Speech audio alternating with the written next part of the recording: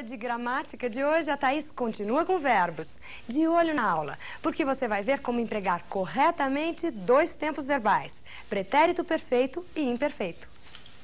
Oi, tudo bem? Hoje o assunto é verbo outra vez. Pois é, na aula passada você viu comigo como empregar o presente do indicativo, naquelas várias situações diferentes. Hoje nós vamos estudar como empregar o pretérito. E você sabe que a língua portuguesa possui uma grande riqueza em termos de pretéritos, né? Nós temos o pretérito perfeito, o imperfeito e o mais que perfeito. De um modo geral, grosso modo, eu diria, o pretérito perfeito expressa uma ação terminada, concluída no passado. O imperfeito, uma ação inacabada, enquanto que o mais que perfeito é o passado em relação ao passado. Então, seria o passado do passado. Hoje nós estudamos especificamente os empregos do pretérito imperfeito e do pretérito perfeito do modo indicativo. Bem, começando com o pretérito imperfeito, a ação inacabada. Vou também chamar para você, como na aula passada, um exemplo do Machado de Assis. Vamos a ele, então.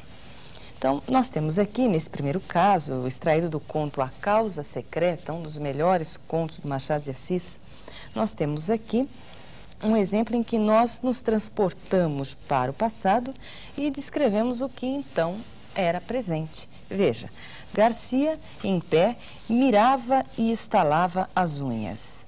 Fortunato, na cadeira de balanço, olhava para o teto. Maria Luísa, perto da janela, concluía um trabalho de agulha. E dessa maneira, nós compusemos um cenário. Nós não, Machado de Assis, né? Compôs aqui o cenário e colocou cada personagem na sua ação. É como se nós nos transportássemos para o passado e descrevêssemos o que então era presente.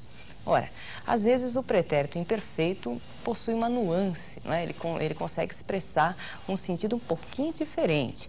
Quando você tem dois tempos verbais numa frase, dois passados, e você quer indicar qual era a ação que se processava quando outra ação sobreveio. Veja, se você achou complicado, olha o exemplo, vai ficar fácil. Então, nós temos aqui duas ações situadas no passado. Uma é, Dona Paula entrou na sala. E a outra, exatamente quando a sobrinha enxugava os olhos cansados de chorar. Duas ações que estão no passado em relação a nós aqui. Uma é, Dona Paula entrou na sala, e a outra é, a sobrinha enxugava os olhos cansados de chorar. Veja só a nuance expressa pelo verbo enxugava no pretérito imperfeito. As ações eram simultâneas lá no passado. Entretanto, enxugava os olhos era uma ação que estava se processando quando Dona Paula entrou, quando sobreveio a ação de Dona Paula entrar. Então é por isso que a gente diz que o pretérito imperfeito é uma ação inacabada. Quer dizer, é como se ela não terminasse de enxugar os olhos, né? Então, quer dizer, não é que ela enxugou, ela enxugava quando Dona Paula entrou, e depois eu nada mais sei a respeito desses olhos chorosos, não é? Bem, nós vimos na aula passada, quando tratamos de presente do indicativo, que às vezes o presente podia indicar uma ação que se repete, um hábito, e era o presente frequentativo, não é isso? Em termos de aspecto. Existe também o pretérito imperfeito frequentativo. Então vamos ver como se processa esse aspecto de frequência no pretérito imperfeito. O exemplo é do Machado de Assis e é do conto Um Homem Célebre. Então nós temos aqui conto muito interessante também. Então, era um compositor, né, que compunha só polcas, e ele queria ser um compositor clássico, mas era como se as polcas viessem à sua mente, né, aquela história da inspiração. Então, vamos entender o trecho. Mas as polcas não quiseram ir tão fundo. Elas vinham à casa de Pestana, que é esse compositor, à própria sala dos retratos, e rompiam tão prontas que ele não tinha mais que o tempo de as compor, imprimi-las depois. Então, estudando esse trechinho aí.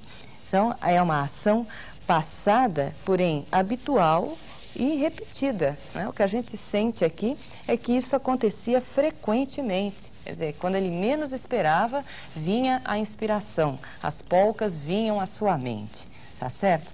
Agora, a gente possui também outros empregos para o pretérito imperfeito indicativo. Vou mostrar para você um dos mais comuns deles, tá? Vamos lá. Então, temos aqui, a escola era na Rua do Costa, um sobradinho de grade de pau. O ano era de 1840. E você que leu o Conto de Escola do Machado de Assis já está reconhecendo a sua frase inicial.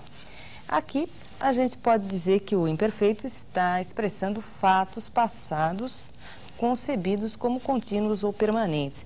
Existe uma ideia de permanência. A escola era na Rua do Costa e era não significa que deixou de ser, não é? Muitas vezes nós usamos ainda o pretérito imperfeito no lugar de um futuro do pretérito. Quando eu quero dizer para você, eu poderia fazer tal coisa, muitas vezes eu digo que eu podia fazer. E as pessoas sempre perguntam, está certo isso, está errado, está certo? Está certo. E está aí o mestre com o exemplo novamente para a gente conferir, tá? Então está lá. Olha, eu podia mesmo contar-lhe a minha vida inteira em que há outras coisas interessantes, mas, para isso, era preciso tempo, ânimo e papel. E eu só tenho papel, né? Então, aqui você está vendo, e ele poderia ter usado o verbo no futuro do pretérito. Eu poderia contar-lhe a minha vida inteira, mas para isso seria preciso ânimo, etc, etc, etc, né? Então, outro emprego do pretérito imperfeito é o chamado imperfeito de cortesia. Quando eu digo, por exemplo, olha, eu queria falar com você. Não é que eu queria ontem, eu deixei de querer, eu continuo querendo, mas é a maneira de eu me referir, né? Eu queria falar com você, é um imperfeito de cortesia que se chama isso daí. Bom, e eu vou mostrar para você, finalmente, um último emprego do pretérito imperfeito, que você que conhece as fábulas encantadas, aquelas historinhas que começam sempre com era uma vez. Então, veja lá, essa aqui é do Machado de Assis. Não é uma fábula, mas é um apólogo, que é uma coisa muito semelhante a uma fábula, né? A diferença da fábula para o apólogo, que a fábula se passa com animais, tem um conteúdo moral e se passa com animais. E aqui o conteúdo moral se mantém no apólogo, entretanto, aqui ele não usa animais como personagens, mas objetos. Então essa aqui é uma historinha muito interessante de uma agulha e uma linha que batem um tremendo papo, né? Então elas estão conversando. E você tem aqui, era uma vez uma agulha que disse a um novelo de linha. E você observe aí que o Machado de Assis está usando essa estrutura que é tão antiga no idioma, não é? Com isso ele está chamando toda uma tradição. Ele está usando o verbo ser no pretérito imperfeito com sentido existencial, né? Então essa é uma expressão pronta já na língua portuguesa, que situa vagamente no tempo os contos, as lendas, as fábulas, no caso dele aí, o apólogo, esta historinha, esta anedota de conteúdo moral. E se você ainda não leu os contos de Machado de Assis, vale a pena ler. Pegue lá os contos da sua fase realista, são todos maravilhosos, são realmente muito saborosos. E ainda aproveitando Machado de Assis, vamos ver agora como é que a gente usa o verbo no pretérito perfeito. Vamos lá então, pretérito perfeito pode ser simples ou composto. E vocês vão ver aí que existe uma diferença. O pretérito perfeito simples significa uma coisa e o composto significa outra. É importante que você marque bem essa diferença. Então, você vai entender que o pretérito perfeito é aquele que expressa uma ação concluída, uma ação terminada no passado. Vamos estudar isso. Vamos lá. Então, nós temos aqui também um conto do Machado.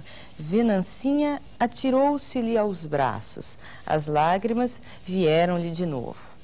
A tia beijou-a muito, abraçou-a.